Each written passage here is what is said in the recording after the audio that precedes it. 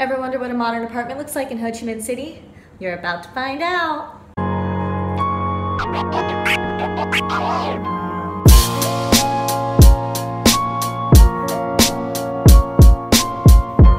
This is our living room.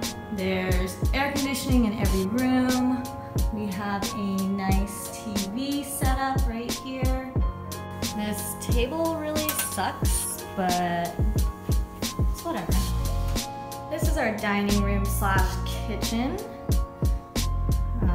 We were provided with a microwave and some plates and bowls up there.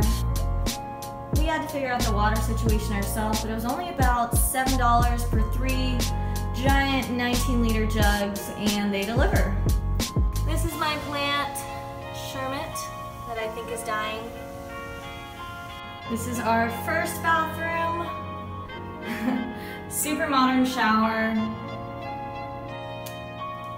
And this is our spare bedroom that we actually use as an office space. These are the sheets that the place came with, so we actually had to buy our own sheets because this wasn't gonna work for our bed at least. And this is the master bedroom. We got a pretty decent view, decent amount of closet space. This mattress was really hard before, but we talked to our landlord and they hooked it up with a couple of mattress toppers, so that made a really big difference. The master bathroom is exactly the same. We try to learn Vietnamese while we brush our teeth. Now onto our balcony. Now onto our balcony. We get a pretty decent amount of space. They gave us a rack to hang dry our clothes because there's no dryer, but there's a washing machine. We get a pretty okay view. It's really cool at night. Pool is right below us. So this is a 2-bedroom, 2-bath for $700 a month. I do live with my boyfriend, so I split that rent and we use one of the rooms as an office space. It is kind of on the pricier side of things, but it is pretty modern. We feel pretty safe around here and the facilities are really nice. It's pretty common to get a service apartment around here, which means it's fully furnished and it includes laundry and cleaning 3 times a week. As well as the utilities, but we didn't feel like we needed that because utilities are already pretty cheap. We pay $10 a month for the highest speed Wi-Fi, $2 a month for water. We pay $50 a month for air conditioning, but we do also run air conditioning all day, every day. We're always working from home. We signed a 6-month lease, but it is possible to get short-term lease. We have a pool and gym in this apartment complex, which is definitely a big plus. With it being so hot in Vietnam, it's really nice to cool off by the pool or even just work out indoors. This place is a little further from the city, but we live in a nice expat community area. You can find pretty much everything you need here, and there's lots of stuff to do. Now we're gonna take a little tour of the gym, pool, and neighborhood.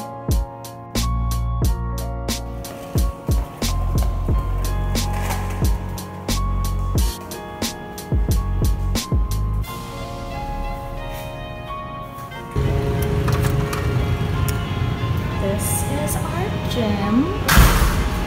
Nothing special, but it does the job. A nice little yoga room upstairs. And this is our pool.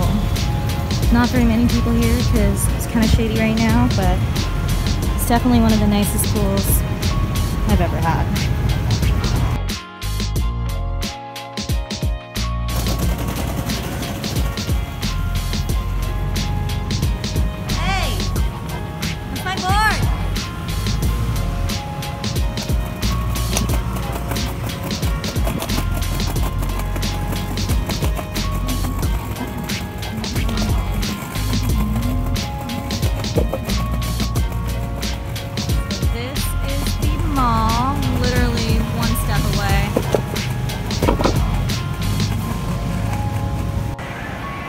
There's a $2 movie stairs upstairs, an ice skating rink,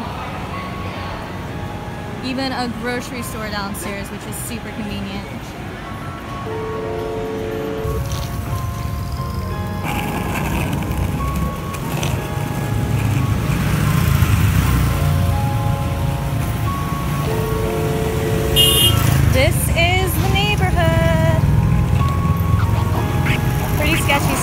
around here.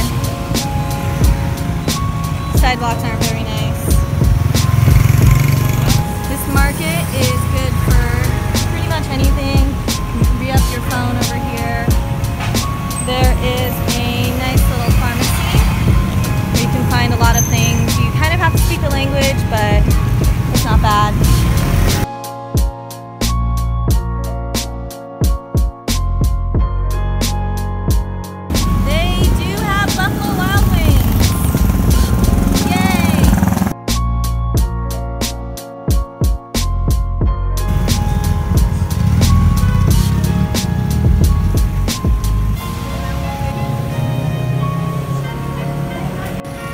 Watch your sports and get your craft beer over here. This is a great place to get some American products or international food in general. They're setting up for Halloween here.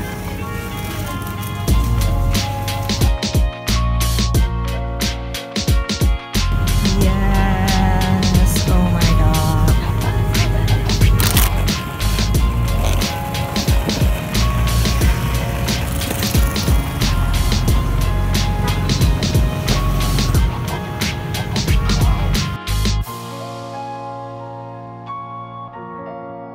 So for some tips on apartment hunting in Ho Chi Minh, my first tip would definitely be to join a Facebook group. They're so useful. You'll find so many apartment listings, so many people trying to help.